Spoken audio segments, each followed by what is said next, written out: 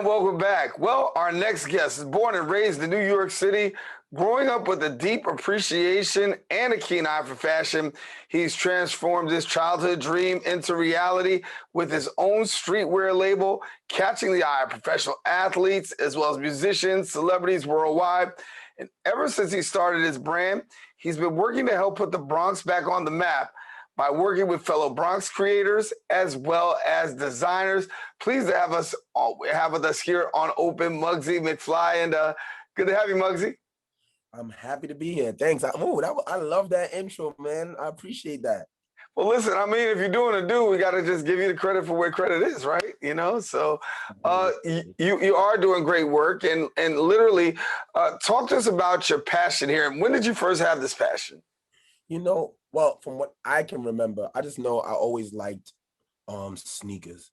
And growing up, like maybe like third, fourth grade, I felt like I was kind of leaning into getting into clothing. But then my mom went back and told me stories where I was a kid and before I could speak, I knew brands, and that I wouldn't leave a store unless the sneakers was a certain, if they didn't have that swoosh or they have the Pro Kids little blue box behind it, I wouldn't go home with it, to the point that she'd have to draw on new sneakers for me to make it look like sneakers I wanted for me to leave the store.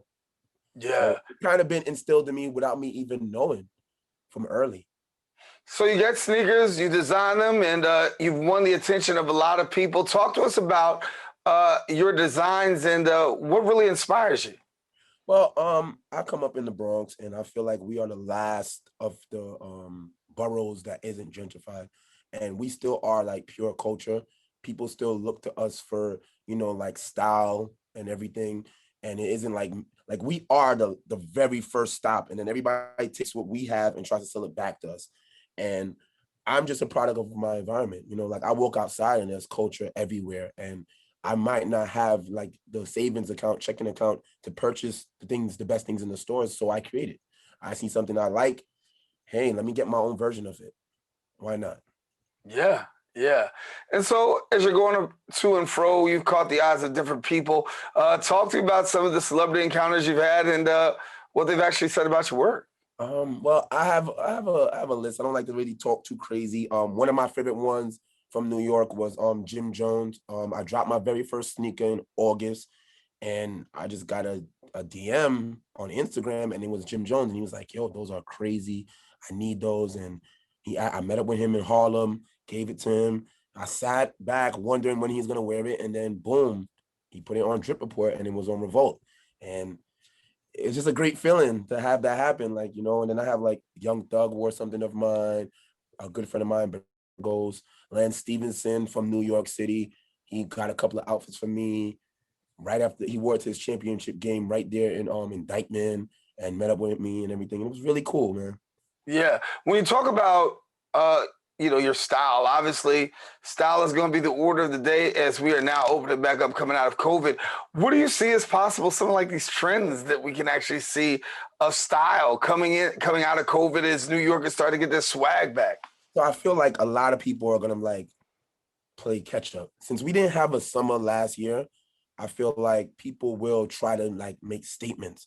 And also, since we weren't together, people are gonna like express things that they probably didn't before. Like we're cozy now. We aren't so dressed up. We've been home. We've been inside. So we wear like, we might not wear slacks and jeans. We'll wear like sweats and shorts and more comfortable stuff. So I feel like people will bring that outside because that's what they've been so accustomed to for almost a year and some change.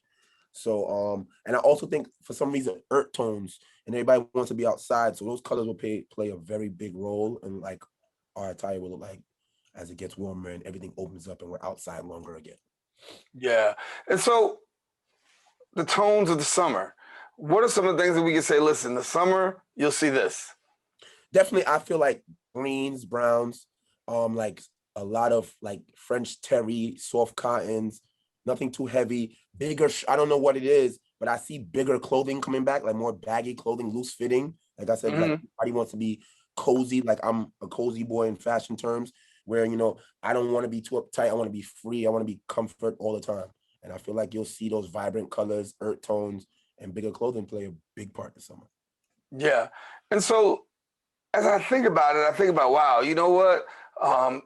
your brother who's really started from the bottom in many ways, and now you're here. Yeah. And when you look at where you are right now, did you ever think about you'd be at this place?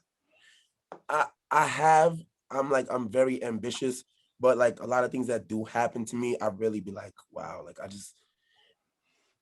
I don't even get a real chance to digest it. Like it happens and then it's a quick hitter and I go right back to work because like I have a lot of things that I want to accomplish. But every once in a while I sit back and it's like, wow, I have no form of training in this. This is just off of love.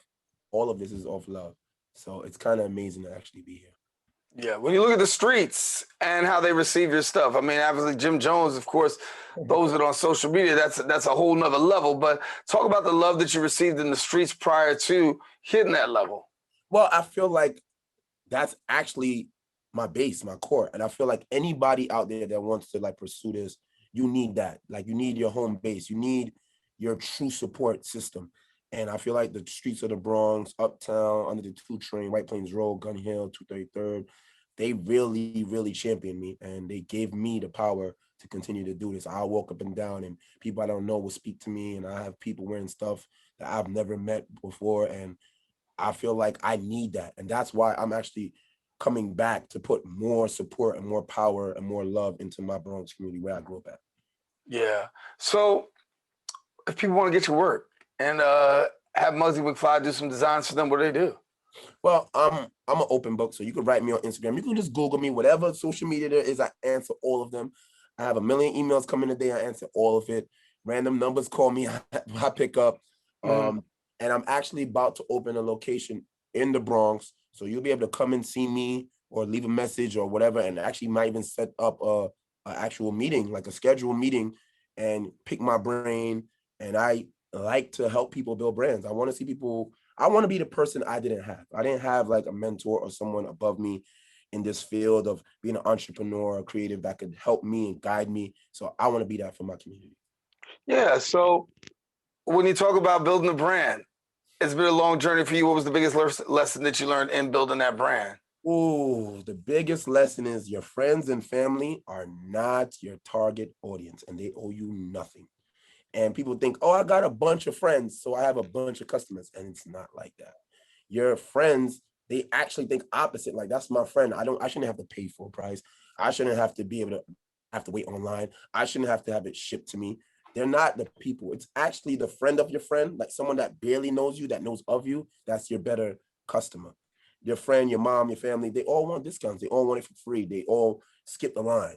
That's not the person that's going to keep you afloat because I have enough of his stuff. I'm supporting. They treat it more so like charity. The person that honestly just likes it because of what it is, that's a consumer.